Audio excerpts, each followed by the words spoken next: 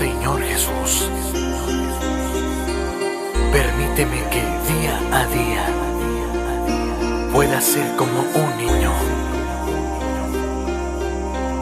que duerme tranquilo sabiendo que tú lo cuidas y que no tenga temor porque tú, Jesús, vives en su corazón.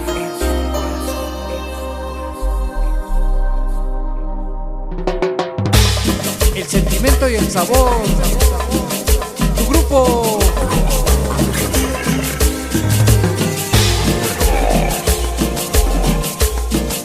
Y esta es una exclusiva más de Sonido Maravilloso y Carolina Flores y el pequeño Finn Oliver hasta Brooklyn, Nueva York.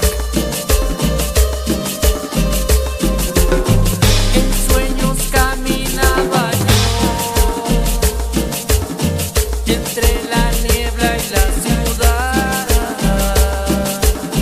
por calles frías y desoladas, cuando una luz blanca y helada hirió mis ojos y también brilló la oscuridad. La vi brillar y la veo en el silencio.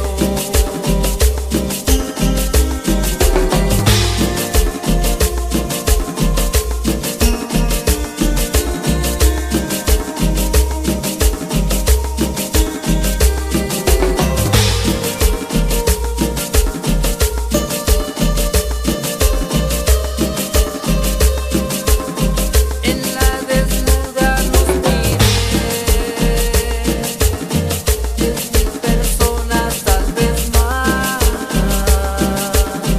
gente que hablaba sin poder hablar, gente que oía sin poder oír.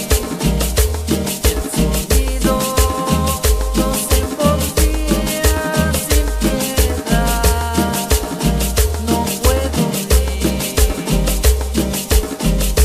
El sonido del silencio.